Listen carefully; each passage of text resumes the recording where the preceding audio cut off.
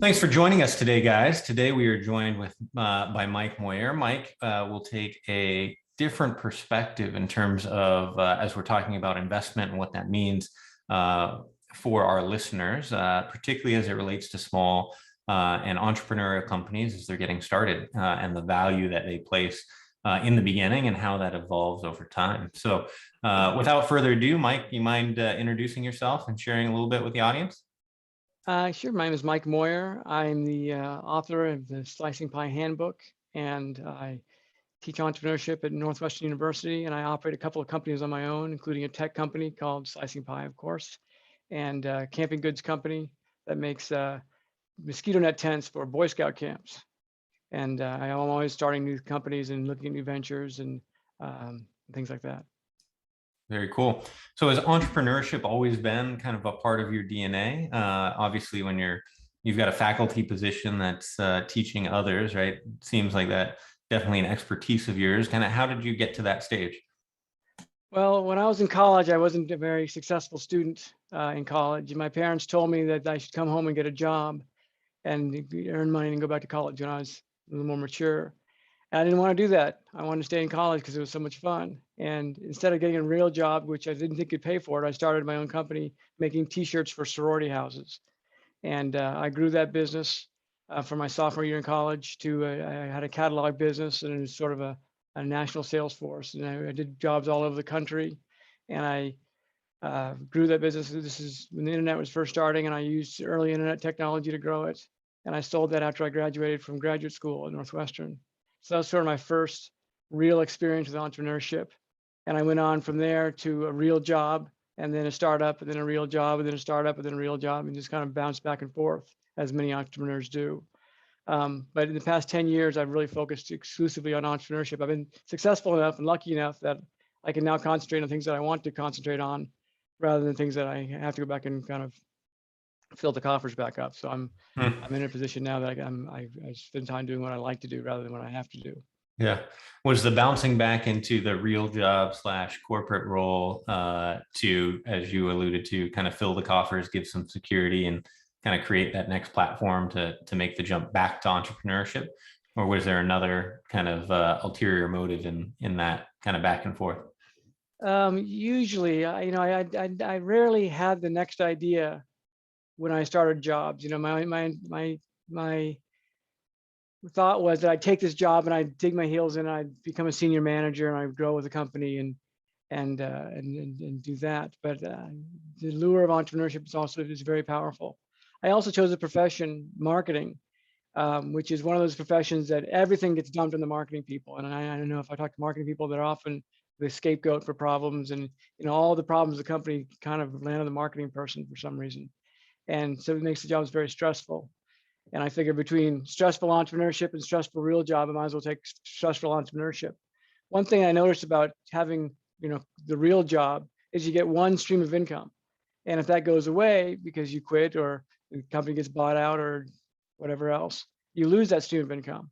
Whereas as an entrepreneur, I have multiple streams of income. I could lose one today and it doesn't hardly affect me at all. So I see entrepreneurship as a way to hedge my bets against changes in income.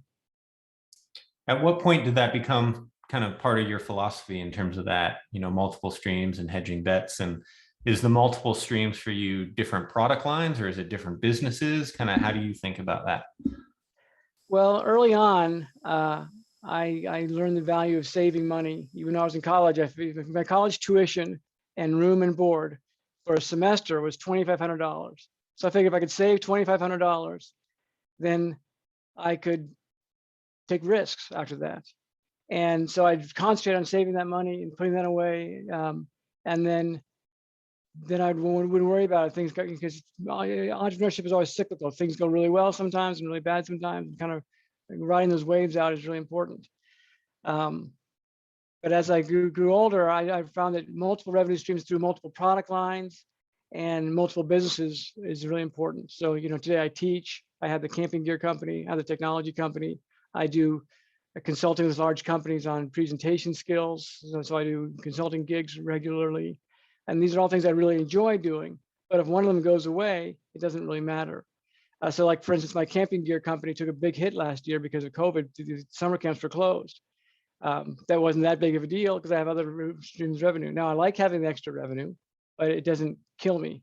Whereas before, if I was derailed from a position, I'd really feel it. So as soon as I was in a position to diversify, I started doing that. Now there's a problem that many entrepreneurs and many small business owners have, which is this ADD complex. They can't focus on anything.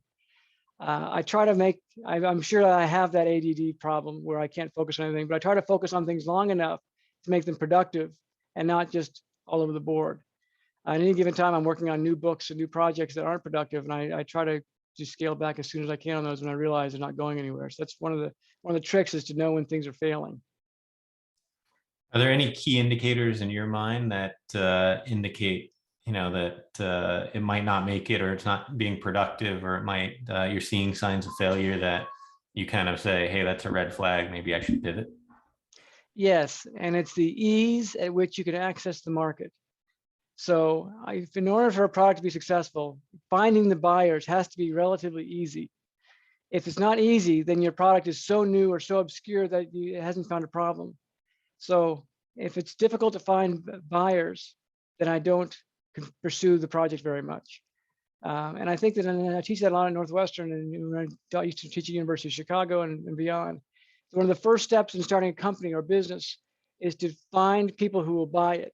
So before you produce your product or your service, whatever it is, line up the buyers and not take checks and letters of intent. Just see if you can drum up the market. So for instance, in my business Slicing Pie, which is about equity splits in early stage companies, my first step was to do a short white paper and see if anybody would respond to it. And then I did a blog and I wrote a book. So it was very slowly before I produced any software. It was 3 or 4 years into it before I produced any software. If I produced software up front, it would have failed because I would have to teach everyone how to use it, and it would have been a big problem. And I see a lot of startups and entrepreneurs kind of concentrate on their product first and their market second. So I always try to concentrate on market second, trying to create just a little bit of value to show what I'm producing and see if the market is out there. And if it's not easy to get to and easy to reach, then I tend to walk away from projects pretty quickly. Interesting. So it sounds like you've got a pretty defined framework in terms of tapping into understanding the market in these kind of different phases, right? In terms of white paper, blog, book, right? It sounds like that was the progression you used for Slicing Pie. You've probably got different avenues or tactics that you can use to tap that, but it sounds like you've got an idea and you kind of test before you kind of even flush it out. Definitely. Interesting. So let's dive a little more into kind of Slicing Pie. So I'm assuming that was one of the kind of, how did that idea of, that this was a problem and that the market was there, how did that arise? Well, founders of startup companies always have this problem with equity splits. It's the first deal that you do. So the first deal isn't with usually customers or investors. It's usually with your co-founders.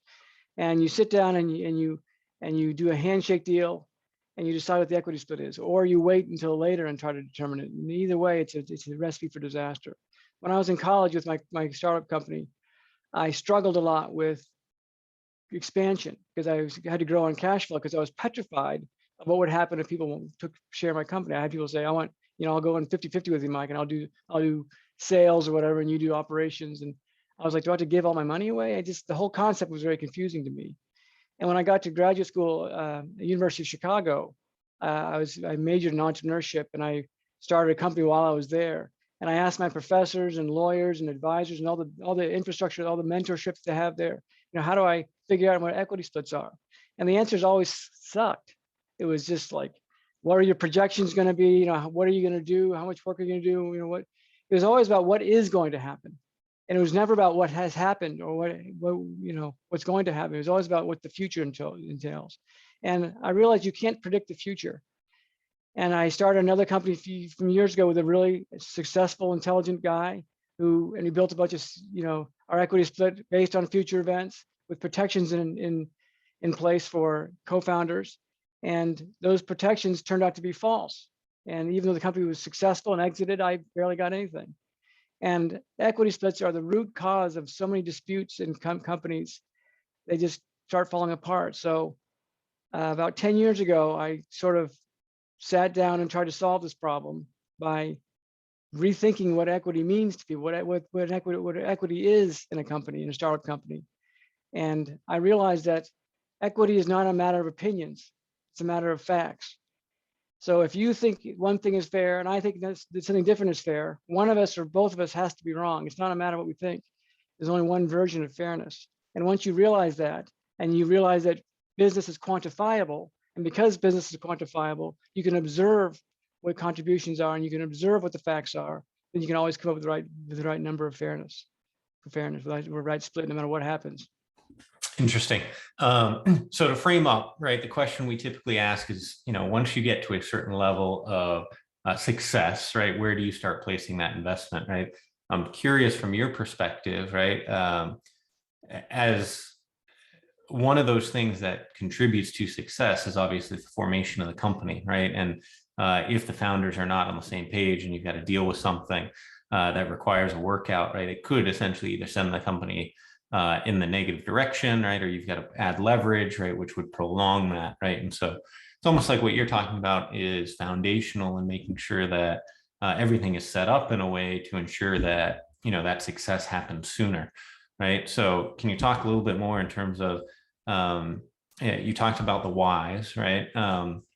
What are the steps that people should be taking as they're starting these companies, or maybe they're in a position now that says, oh shit, I didn't do that. I'm starting to see some challenges with that, right?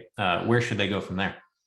So one of the problems with success is that successful people think for some reason that they're magical leprechauns and everything they can touch turns to gold, and they have some super value over other mortal men. And it's not true.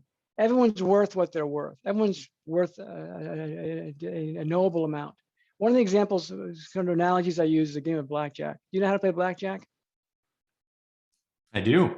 It's a lot of fun. It's awesome fun. It's just so are startups, right? Yeah. So let's pretend that you and I are going to go play blackjack together as a team. We're playing together, not as opponents, but as a team. And we're going to split the winnings 50-50 because we're friends. So we go to the table and we each put $1 on the same hand of blackjack. We don't know if we're going to win. We don't know how much we're going to win. We don't know how long it's going to take to win. We're optimistic. We're excited. We're playing because we think we're going to win. But the future is unknowable. We can't predict the future. So the dealer deals 2 aces. What do you do with those aces? Split. Put more money on the table. Split the aces and double down, right? So that's what we decided to do. But I'm out of money and you're not. So you put $2 more down to cover our bets. So now you've bet $3 and I've only bet $1. We still don't know the future, how much we're going to win or how long it's going to take to win, or even if we're going to win. What we know for certain that the facts are that you bet 3 and I bet 1. If we win, does our deal for 50-50 sound fair? No. Should be a 75-25, right? I'm intrigued to hear your response. Yeah, it should be your share of the winnings. Mathematically, should yeah. reflect your share of the bets. So that's an obvious, logical, unambiguous answer, that your share of the winnings should reflect your share of the bets. Now, I might say I'm a special successful person, so I'm worth more than 25% just because of who I am. That's not true. My contribution to that bet was $1. Your contribution to that bet was $3. Startups are the same thing. Instead of betting on cards, we're betting on ideas. And we bet our time and our money and our ideas and our relationships and our facilities and supplies and equipment. We bet all kinds of things. We're betting things for which we're not paid or reimbursed for. We're not paid for our time. We're not paid for our ideas. We're not paid for our contributions. The value of that bet is always equal to the fair market value of that contribution. Everything is quantifiable in business. We can know the value of your time. If you're worth $100 an hour, that's what your bet is. If this mouse is worth $10 and I don't get reimbursed, that's what my bet is. And every day that goes by, my bets accumulate until such a point where the company can start paying me for my time and paying me for my ideas and paying me for my expenses. Once that happens, the betting stops and I can easily observe what the value of the bet was, just like I can observe in blackjack what the value of each person's bet was. So if you do that calculation, you'll always get exactly down to the penny what the fair equity split is. And it always works. And it works in any culture, in any language, in any we have people all over the world using it. There's even a slicing pie operation in Iran. And it always works the same way because fairness is a matter of opinion, is a matter of fact, not a matter of opinion. Couple follow-ups there. I presume that the same methodology could be used to evaluate a company in its current state for buyouts or exits of partners as well. Sort of. So once a company reaches break even or Series A, the slicing pie model in effect terminates because people are not betting anymore. They are getting paid for their time and they're getting reimbursed for their expenses. So at that point, you can negotiate or ascertain a value based on comparables or negotiations with investors, and you can understand you can know what the share of the stock is. So when you go buy a share of stock in the stock market, we know the price within a given range because it's just being traded. So the way to value a company at that point is to look at the cash bets, because the cash is what the investment tool is at that point, is cash. So I can know that if the company's worth $100 million and I put $100 million into the company, it's now worth $200 million and I just bought half the company. Or if I buy the people out for $50 million, I'm buying half the company. So I can do that math pretty easily. But in the beginning, when companies are worth zero, it's only, you can't look at absolute value, you have to look at relative value instead of what the negotiated price. And I see entrepreneurs all the time negotiating price for their company. I met a guy just yesterday who had been working on the business for about 8 months, and he says it's worth $30 million. Well, I don't know about you, it's pretty hard to create $30 million of value in 8 months. It's not impossible, but if you're bootstrapping, you're probably not the guy creating a $30 million business in 8 months. Now, God bless him if he can find someone to invest at that rate. Usually your company's worth zero. So you have to look at relative values of contributions rather than absolute values of cash investments. How do you deal with either someone very logical, right? You're taking the emotion out, it's very analytical. What advice do you have for someone who is either emotionally driven, right, as opposed to logic driven, right, in trying to have these conversations, or someone who's logical, who's trying to have this conversation with someone who is kind of emotionally driven first, right? So I'm thinking now of more of the emotional IQ and where people come from and how they process information, and delivering an analytical message to an analytical person, easy, right? Probably very simple.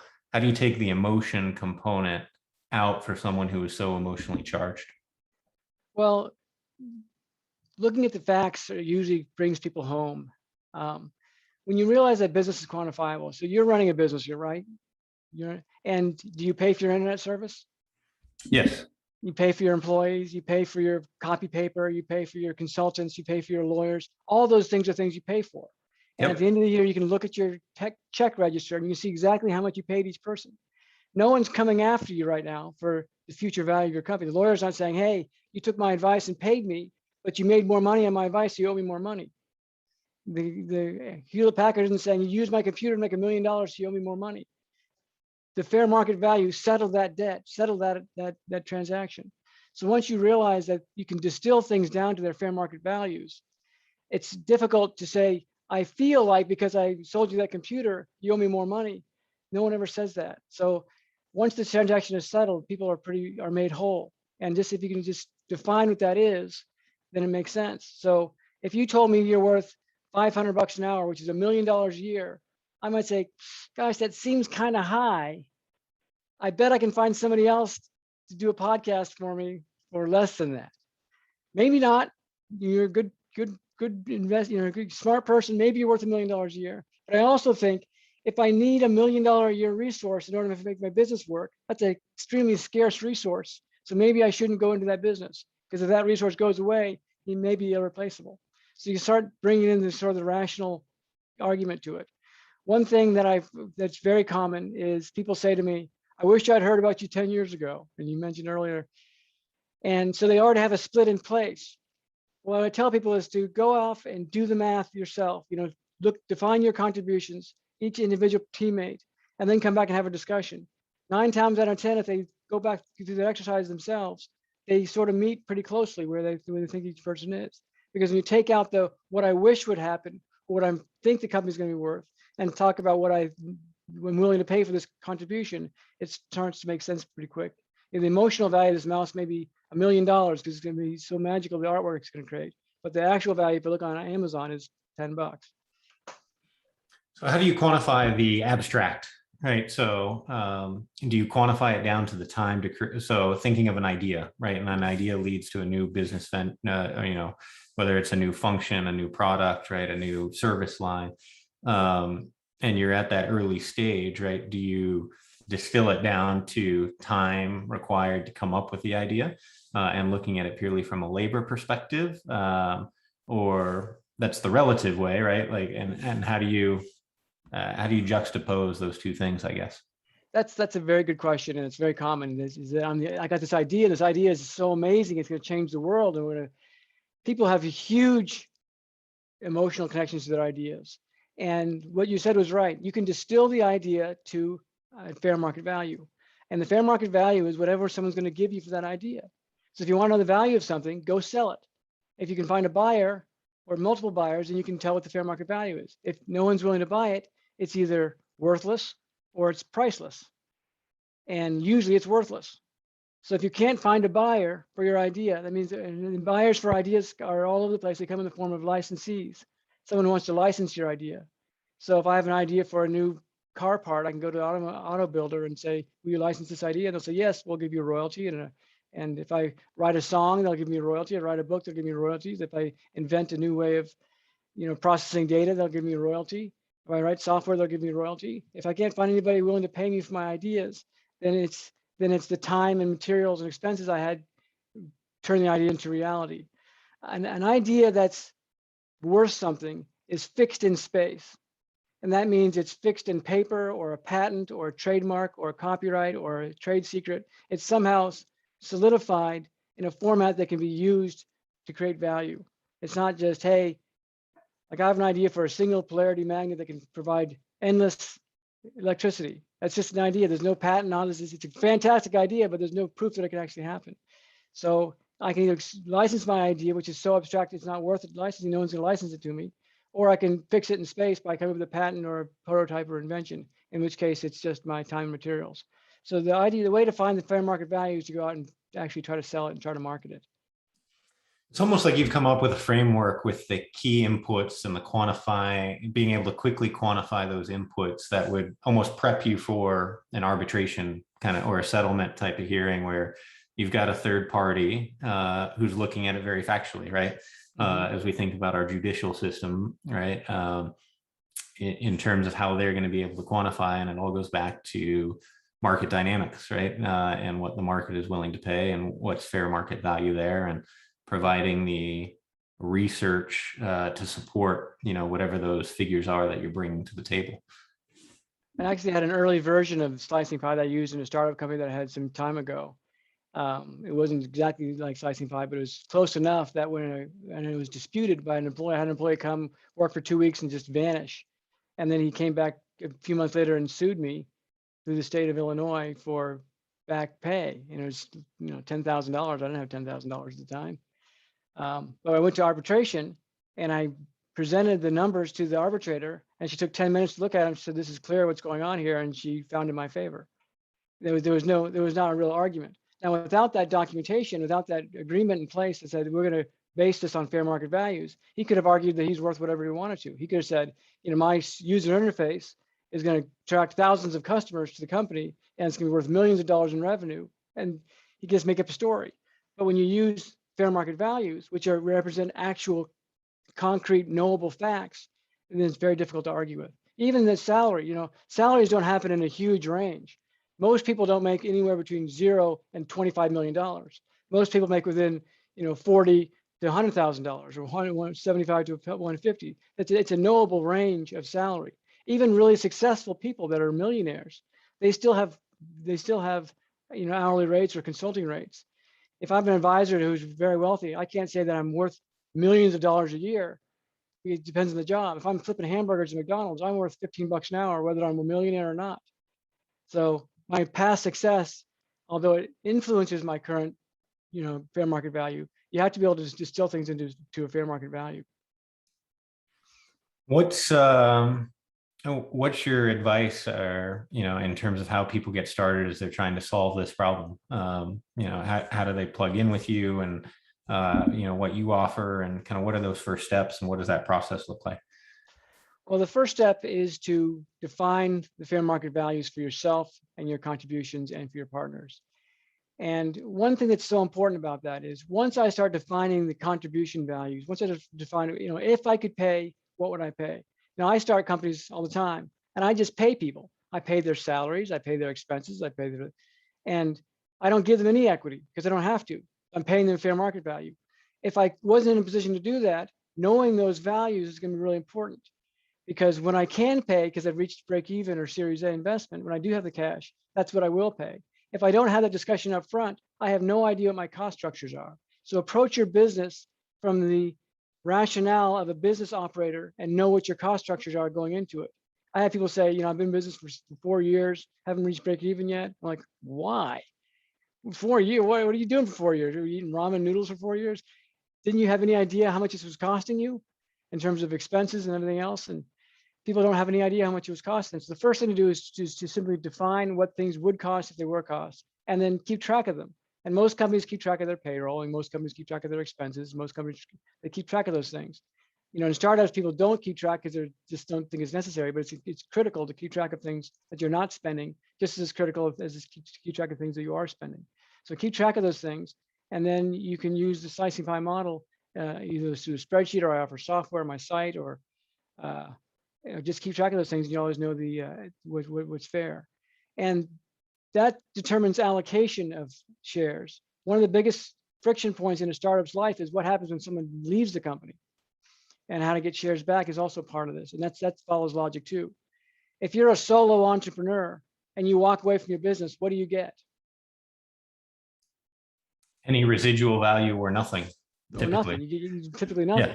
If you're a solo entrepreneur and you just blow your business off, you get nothing. So if you're a partner in a business and you walk away, you should get nothing. There's no reason that you should retain value when you walk away in the middle of the business. But the flip side of the coin, if your partner fires you for no reason, you should keep value because he's keeping your value and then pushing you out. So there's logic that goes along with fairness. If I walk away from my bed at the blackjack table, I'm losing. The casinos are going to chase me down and give me the rest of my chips back. If I walk away, they're gonna keep my money. So determine that logic that follows through on what fairness is protects someone in that case too. So the first step is to define what fair market values are, and then agree to follow the steps of logic, which are defined by slicing pie. Slicing pie is a reflection of the logic of fairness. It's not a scheme or anything. It just defines what fairness is. So if you're in a situation where you are looking to exit a partner, then what changes, right? So you mentioned that, having someone be exited, there's some retained value that they should be compensated for versus someone walking away who gets nothing. What changes in that thought process or that model? Well, there's 4 reasons why someone can leave a company. The first one is they can just quit. They walk away, in which case they should lose their contributions for what I call non-cash contributions. If they put money in, they should get their money back someday, their cash back. They can also resign for good reason, meaning that my partner to the business changed the deal on me. So I might say, we're based in Seattle, moving to New York City, pack your bags. That's not what you signed up for. So now you have a good reason to resign. It's not your fault that you're resigning. It's because I made a change. You can also be fired or terminated for good reason, meaning you weren't doing your job or you're so negligent that it's obvious. So if you bring a gun to work, embezzle money, things that's obvious, you're fired. But most likely it's performance-based. You're not doing your job. And I give you a warning, and we talk about correcting behavior, and then another warning and fired. 3 strikes, you're out. Warning, warning, fired. If I don't give someone a warning, then it's not fair. I gotta give someone the warning to correct. So if I give you a warning, and then fire you, then you would lose your contributions. You lose part of your equity or all of your equity because you're not performing in a way that's taking the company forward. You're not doing what you said you're going to do. It's just like walking away. So if I have a partner that I want to move out, I got to say, here's what you need to do in order to stay. And this is what we agreed to, and this is what we're going to do, and move them through that process. If they correct their behavior, there's no problem. You might hate someone right now and want to get rid of them desperately, but if they change their behavior, there's no problem. If they don't change their behavior, then you can fire someone. And it's difficult to argue, you're firing me for cause, so I get to keep my equity in the company. That's a difficult position to argue. You might want the equity, but it's very difficult to argue that point successfully. And it's very difficult to say, I'm just leaving you in the lurch halfway through. And so I got to keep my equity. This is very common for like tech co-founders. Tech co-founders will get a job offer somewhere else and leave a half-finished product on the table and expect to get some value from it. That wouldn't be fair to the remaining owners. So the way to move somebody out is to give them a defined warning, warning, fired, or just fire them and let them keep their equity because you don't, because they weren't having a behavior problem or a performance problem. You just wanted to fire them, which is fine too. But you expect to let them keep their equity. So it's painful to leave a situation without your equity, as it should be. Don't quit, don't get fired. It's also painful to fire someone for no cause. Don't give someone a cause to walk away or fire them for no reason if you want to keep their equity. So everyone's protected. Yeah.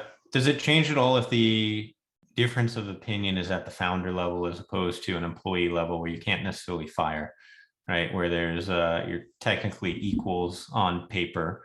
One party feels like they've provided, what their contribution was, and no longer have an active role and think that they should obviously reap the rewards of what's moving forward. Right. And does that change the dynamic of what you just laid out in those four situations? It feels very different, doesn't it? But it's really not any different. If I have a conflict with a founder, I need to sit down and say, my expectation of your performance was X, Y, and Z. It's not being met, and have that conversation. Even if you're the majority shareholder, I might be the most important. I might have 90% of the company. If my coworkers don't think I'm doing my job, they should be able to move me out so they can continue the company. And it feels weird that would happen. But if it does happen, it's still going to be fair because your co-founder has the opportunity to have the discussion. And they might do the same for you. They might say, well, I had an opinion of what you were going to be doing. And so you both are receiving a warning at that time. And one of you corrects your behavior, one of you doesn't, that's split up. So that mechanism, as painful as that conversation can be and often is, it brings to light what the expectations were or what they are. That's why it's so important up front to define the fair market values and define the position up front. Because if I hire you to do my job, I expect your best work. And so I have to define what that best work is. If I just leave it up, leave it to guessing, then I'm going to be stuck. So, but it's really important for founders and established companies to define what that is and what they're paying for it. So in that situation where the founder's not meeting expectations, you walk through here's what I expected, you give them the warning, you try to change behavior doesn't change, right? You go through your 3 strikes as you articulated. What's the framework that you use for determining, right? You talked about someone who's an employee, obviously that's not performing, they walk away, they don't keep any equity. Is that the same for the founder? Is there essentially contribution to the company a sunk cost, or is there how do you figure out, what that parting piece is? So if it's someone, there's 2 kinds of contributions. There are non-cash contributions, which are things like time and ideas, which don't require cash out of pocket. And there are cash contributions, which do require cash out of pocket. So expenses and things like that. So cash contributions don't go away. If someone is separated for cause or leaves for no cause, they lose their non-cash contributions. Those go away, but their cash contributions are paid back at a later date because you don't want to steal someone's money. So if I start a company, I put $100,000 in it, and then I flake out, I don't deserve anything else out of that company besides maybe my $100,000 if it's possible to get it back out. I shouldn't flake out. So then it's just a valuation of the company relative to the money put in, and it goes back to here's the fair market value at this point. It's not even a valuation of the company because the company is usually worth $0 at that point. It just says we're going to continue reaping the benefits of your cash contribution. We'll pay you back later on when we can pay you back later on.